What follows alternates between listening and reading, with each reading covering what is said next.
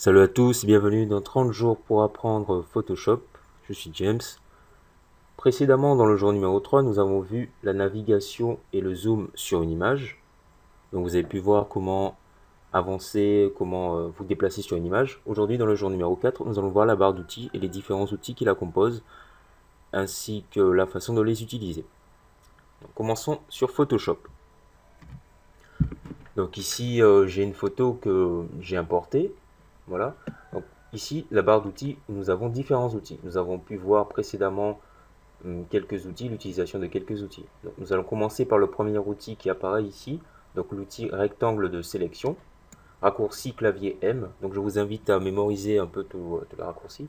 Donc ici, le premier outil, on clique dessus, donc il permet de faire une sélection. Donc la sélection se fait au choix, comme ceci. Et donc ici, on a dans la barre d'options des options. Alors, donc en cochant ici sélection, donc ici ça correspond à la sélection unique, on fait une sélection unique. Donc ici on a la possibilité de faire une sélection, d'ajouter une sélection à la sélection précédente. Donc on peut faire divers sélections. Donc je précise que la sélection doit se faire uniquement sur un calque. Elle peut se faire sur des calques contenant des pixels ou des calques non pixelisés. Mais pour déplacer cette sélection, il faut que les calques contiennent des pixels. Voilà. On a la possibilité aussi d'enlever les sélections, donc par exemple comme ceci. Voilà. Donc je peux aussi ajouter la sélection à cette partie comme ceci. Et ici, l'intersection de sélection. Donc on a aussi la possibilité de passer le mode du calque, enfin le mode de la sélection sur propriété fixe et tout. Donc voilà, on verra ceci par la suite dans d'autres jours. Et ainsi que le contour progressif. Donc, en restant par exemple sur la sélection unique, qui permet d'avoir une seule sélection, on peut passer vers la sélection en ajouter, donc c'est-à-dire ajouter une sélection en plus. Il vous suffit juste d'utiliser des touches du clavier telles que Shift ou Alt. Donc je fais ma sélection, je maintiens Shift enfoncé, on voit un plus qui apparaît à côté de la croix. Donc ça me permet d'ajouter une sélection. En maintenant Alt enfoncé, ça me permet d'enlever une sélection. Voilà. Donc, pour utiliser ma sélection, par exemple, ici je suis sur un calque qui n'a pas de pixels. J'appuie sur V pour prendre mon outil de déplacement ici, que l'on a vu. Et je vois une paire de ciseaux qui apparaît. Donc je clique dessus et là immédiatement j'ai un message qui m'indique que mon calque n'a pas de pixels. Voilà, donc je dois chercher un endroit sur mon calque où il y a des pixels. En l'occurrence sur celui-ci il n'y a aucun pixel, donc je peux le désactiver, le supprimer. Et je me positionne ici, donc ici on voit la photo, et là j'ai tout plein de pixels. Donc, je vais peut-être mettre en vignette moyenne, voilà. Et là je peux effectuer un déplacement et tout. Comme ceci. On a aussi ici l'outil ellipse que l'on retrouve ici, raccourci M également, donc Shift M pour interchanger, voilà. Qui permet de faire une sélection de type ellipse, donc de faire en cercle, en rond. Donc plusieurs sélections du même type, c'est pareil. Donc pour faire une sélection de parfaite dimension circulaire, maintenez Shift enfoncé, cliquez et faites glisser. Pareil pour le carré, comme ceci. Donc il vous suffit juste de faire ceci, voilà, et vous avez une sélection. Donc pour désélectionner, tout simplement, allez ici dans l'onglet sélection, désélectionner, faites un CTRL D. Donc, ici, maintenant, voyons l'outil lasso. L'outil lasso est aussi un outil de sélection. Donc ici, on n'a que des outils de sélection, comme on peut le voir. Donc j'ai parlé de différents groupes dans les vidéos précédentes. Voilà, l'outil de sélection lasso, il vous permet de faire une sélection à main levée, si on peut dire. Comme ceci. Donc il vous permet de faire une sélection. Voilà, il vous suffit juste de faire ceci. Hop, hop, hop, hop, hop, hop. Voilà. Comme ceci. Et voilà. Donc il s'agit essentiellement d'une sélection faite à la main. On peut également enlever cette sélection, donc pareil que les autres outils, utiliser Shift ou Alt pour enlever, comme ceci, et utiliser l'outil de déplacement pour déplacer. CTRL D pour désélectionner. On a l'outil lasso polygonal aussi qui permet de faire des sélections un peu plus précises, donc à chaque clic on a un effet magnétique qui s'applique. Voilà, donc c'est une sélection un peu plus poussée. Donc ensuite, après avoir fait la sélection, il suffit juste de revenir au point de départ. On voit un petit rond qui apparaît, ce qui signifie que l'on ferme la sélection. Voilà. Aussi, on peut ajouter une sélection. Donc les outils de sélection sont identiques au niveau des raccourcis pour ajouter ou supprimer une sélection. Ici, on a l'outil baguette magique. Et donc l'outil baguette magique qui permet, entre autres, raccourci W, de faire une sélection plus précise, enfin une sélection en fonction des tons de couleurs. Donc cet outil va chercher tous les tons, toutes les couleurs, toutes les luminosités, enfin tout ce qui concerne les tons, en l'occurrence gris, noir et blanc, et voir tout ce qui se rapproche. Donc en effectuant par exemple une sélection ici sur le noir, enfin sur le côté, il va me chercher tous les tons qui se rapprochent. Et bien entendu, on peut changer la tolérance.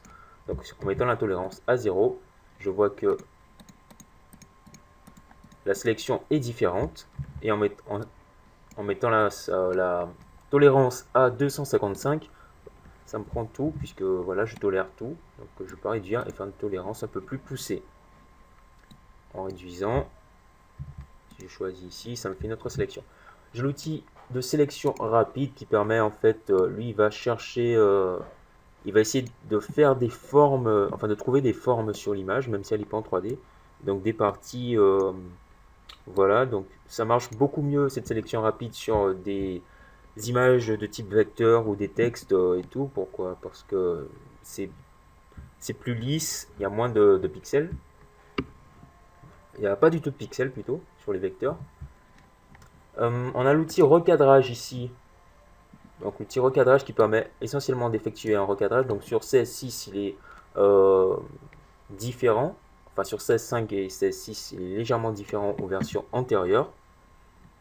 Donc toute la partie qui n'est pas grisée, c'est-à-dire tout autour, signifie qu'elle ne sera pas prise en compte. Donc il me suffit en fait de cliquer ici ou d'appuyer sur Entrée pour valider. Donc ici on a la possibilité dans la barre d'options de supprimer ou de garder les parties qui ne sont pas les parties grisées. Donc ici j'ai décoché supprimer les pixels rognés, je valide par OK. Ce qui me permet en fait en prenant l'outil de déplacement ici, raccourci V, de me déplacer toujours et j'ai toujours mon image de départ. Ensuite en prenant l'outil recadrage, raccourci C, je peux réadapter et tout. Donc si je supprime, bien entendu, si je coche cette case, je ne pourrai plus retourner. Donc je serai obligé de fermer ou de ne pas enregistrer ou faire un CTRL Z. On a aussi la possibilité d'adapter le format. Donc ici on a le choix entre la forme libre et tout.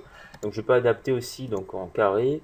Par exemple, j'avais réalisé un tutoriel pour faire une image Instagram et tout.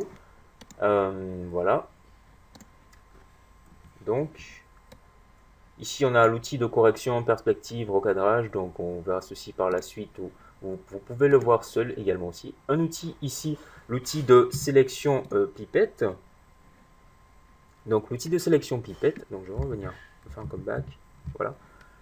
La pipette, donc c'est un outil de sélection de couleurs en fait. Ici la couleur apparaît dans le premier plan. Donc si par exemple vous voulez peindre et tout, vous pouvez garder des couleurs, par exemple les cheveux, ici, changer, je vais prendre la couleur poitrine, voilà. Donc, les couleurs ne sont peut-être pas les mêmes par rapport aux vues à l'œil nu, mais bon, Photoshop n'est pas un dieu non plus, il faut dire, donc il fait le maximum pour récupérer les couleurs. Ici, donc on passe dans une autre catégorie, ici, donc c'est là, en ce qui concerne la retouche et peindre et tout.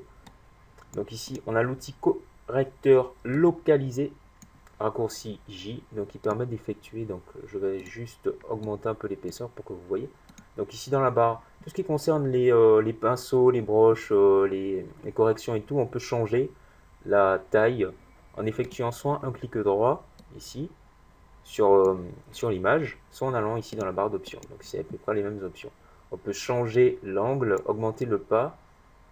Donc le pas, c'est-à-dire l'espacement qu'il y aura entre chaque coup de pinceau et autres, l'épaisseur, la taille, entre autres, et la dureté du pinceau. Voilà, donc je peux faire une correction, donc comme ceci. Voilà, et donc il va me chercher en fait des pixels quelque part. Je peux faire un CTRL Z pour revenir, donc il va juste me faire une correction. Par exemple, si je sélectionne cette partie, je vais essayer de la supprimer. Il va aller me chercher une autre partie différente. Donc cet outil n'est pas super. Il ne fonctionne pas pour tout. On a aussi un autre outil de correction un peu plus perfectionné, donc l'outil correcteur, entre autres, qui va me permettre d'effectuer d'autres corrections. Donc il fonctionne aussi avec les touches du clavier, donc notamment avec Alt et non pas avec Shift. Donc ici par exemple, je vois un petit point, donc un petit grain de beauté on va dire. Si je vais faire une sélection d'une partie de la peau qui est à peu près la même couleur et supprimer ce point. Donc je me mets à peu près ici, donc ici mon point de référence, et là je vais juste appliquer. Donc on voit ici une petite croix, je ne sais pas si vous la voyez bien, une petite croix en fait qui correspond au point de sélection. Donc en me déplaçant, je vois qu'il récupère d'autres points, d'autres parties. Et là, on ne voit plus le petit point noir. Donc bien entendu, à chaque fois que vous allez changer de partie où les tons sont plus clairs ou plus foncés, il va falloir reprendre une sélection maintenant Alt enfoncé. Je peux aussi effectuer une sélection de ce type. Donc par exemple, si je veux masquer le tatouage ici, je prends ici juste à côté et je commence à masquer le tatou. C'est très intéressant. J'ai aussi l'outil pièce, donc qui permet de faire une sélection assez rapide et supprimer voilà ce que je veux pas. Donc je peux faire une sélection par destination, une sélection source en regardant dans les options. Ici, je vais juste voilà, je peux le déplacer donc pour dupliquer ou également remplacer. Donc je vais essayer de remplacer comme ceci et là je vois que ça se remplace. Donc trouver une couleur à peu près et tout. Donc on a aussi sur C6 l'outil de déplacement basé sur le contenu, ce qui me permettra en fait ici, donc j'ai deux modes dans les options, soit déplacer mon contenu, voilà, soit déplacer mon contenu, donc notamment faire ceci et par exemple le déplacer, le mettre là, voilà, donc c'est pas super sur certaines images, il faut savoir l'utiliser. Soit je peux étendre mon contenu, c'est-à-dire le dupliquer. Donc je vous laisserai le soin de voir tout ceci. Donc ici on a l'outil pinceau raccourci B, donc on a le pinceau, le crayon et d'autres couleurs. Donc on a notamment aussi pinceau pour la 3D que l'on retrouve ici aussi. Donc l'outil pinceau, on peut aussi gérer l'opacité du pinceau, le flux. Donc l'opacité bien sûr, je prends un pinceau de cette taille. Voilà. Donc pinceau comme ceci.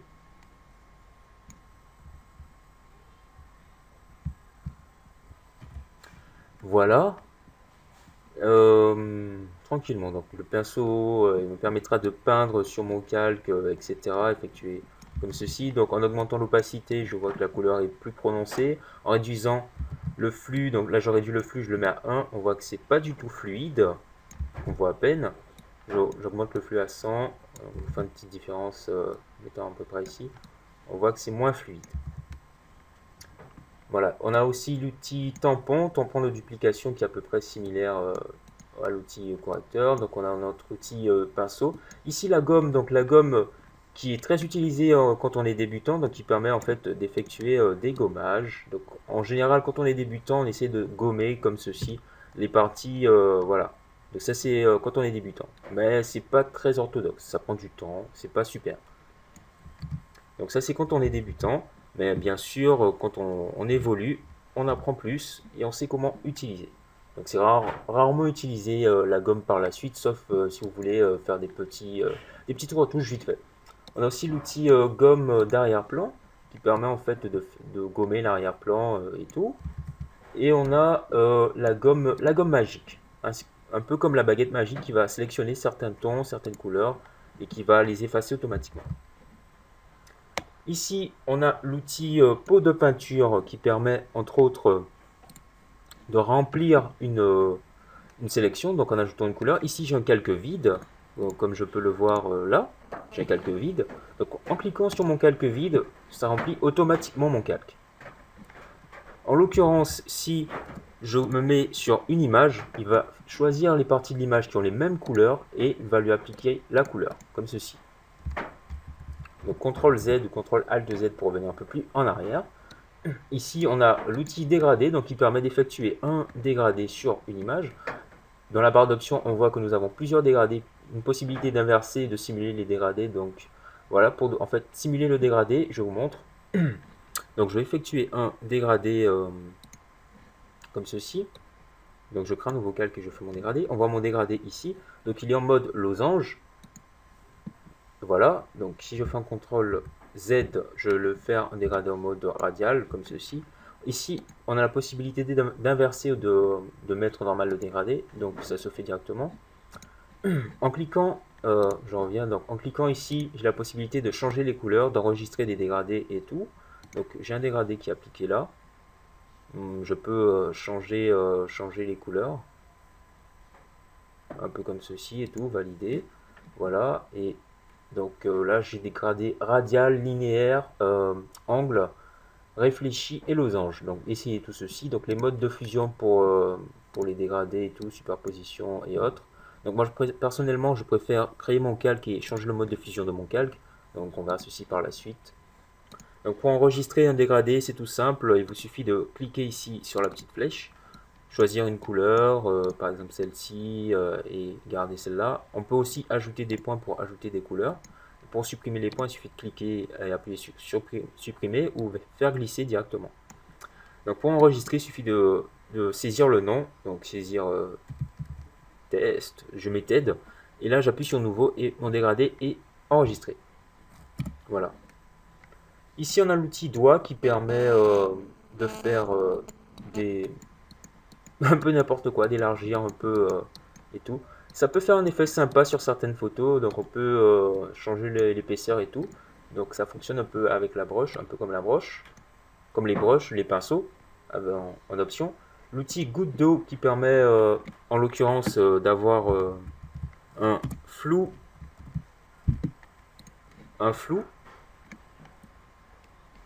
comme ceci. Donc je vois un flou qui apparaît, ce qui peut permettre de mettre en valeur certaines parties et tout. Donc si on veut faire un flou personnalisé. Nous avons également l'outil netteté qui permet d'accentuer certaines parties. Donc évitez quand même de trop l'utiliser, ça ne fait pas sympathique. Donc maintenant nous allons voir l'outil de densité. L'outil de densité ici, raccourci O qui permet d'accentuer les parties plus sombres ou les parties plus claires d'un modèle. Donc ici, donc, densité couleur moins va entre autres éclaircir les parties qui sont un peu plus foncées. Donc on a des options. Donc ici, en allant sur les tons foncés, on va éclaircir les parties plus foncées, tons clairs, et éclaircir les parties plus claires. Donc notamment sur les modèles, donc ici on passe sur densité couleur moins, en cliquant Shift et raccourci O. Donc notamment sur les modèles qui sont plus pâles à cause de la couleur ou plus pâles de nature, on va effectuer des petits changements. Donc on peut réduire l'exposition pour travailler un peu moins et tout. Voilà. Donc on peut aussi jouer pour faire un make-up, éclaircir, enfin assombrir un peu les yeux et tout ça. On va passer maintenant à une autre catégorie qui concerne entre autres les petits vecteurs et tout. Donc on va passer vite fait sur l'outil plume qui permet entre autres d'effectuer des... On peut faire des formes ou faire des tracés. Voilà, on verra ceci un peu par la suite. C'est un peu plus poussé aussi. Donc le texte, tout simple, le texte ici, en cliquant ici, raccourci T, nous permet d'écrire un texte. Donc dans la barre d'options, nous avons la possibilité de changer la police, changer la taille, changer le placement des paragraphes, si on veut l'aligner sur la gauche, le milieu ou la droite, changer la couleur également, et changer la forme du texte. Donc je tape test. Je prends l'outil de déplacement raccourci pour placer mon texte, et donc raccourci T, si je peux changer la couleur et changer, transformer mon texte. Donc il faut enlever le faux gras ou faire des choses comme ça. Donc c'est un peu embêtant je trouve à chaque fois de reprendre l'outil texte. Donc moi en l'occurrence j'utilise plutôt ici caractère, donc qui se trouve ici, que vous pouvez amener directement à partir de l'onglet fenêtre et je fais mes changements après avoir saisi mon texte, tout ça. Voilà. Pour effectuer les changements, il faut que votre calque soit sélectionné et tout, donc changer la taille, la police, etc. Voilà. Donc ici on a l'outil de sélection de points de tracé. Donc lorsqu'on a effectué les tracés avec la plume, je vous invite à essayer tout ceci. Donc c'est un peu plus complexe, ça prendra un peu plus de temps à expliquer, on verra cela par la suite. Ici l'outil rectangle pour effectuer des formes. Donc on peut effectuer des formes, ajouter un contour aux formes, ce qui était pas vraiment possible dans les versions précédentes, avant la CS6. Donc si vous n'avez pas, il suffit en fait d'aller dans le style de calque et d'ajouter un contour, mais ça c'est différent. Voilà, on peut on peut faire des rectangles, ajouter des rectangles, des ellipses, pardon, c'est raccourci, voilà, ajouter des ellipses, faire des ronds et tout. Donc ça fonctionne de la même façon que l'outil de sélection pour faire des formes de parfaite dimension. On peut aussi, donc pour les formes, on a tracé, choisir soit tracé, soit pixel.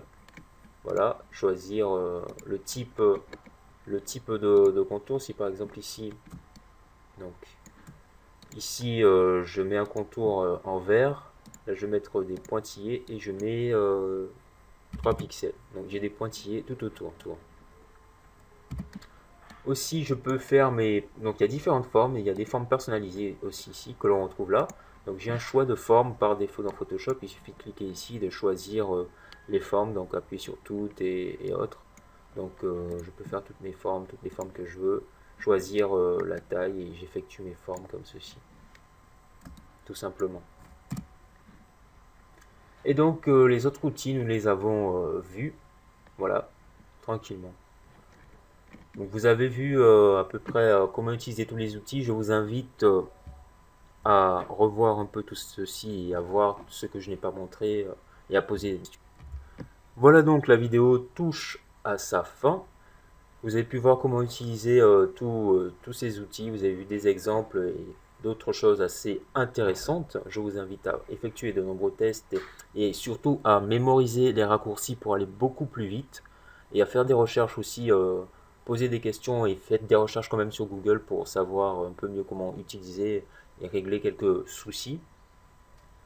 Ensuite, prochainement, nous allons voir la palette. Donc la palette, comment utiliser un peu mieux la palette sous Photoshop dans le jour numéro 5. Donc, merci d'avoir regardé, restez connectés et peace out.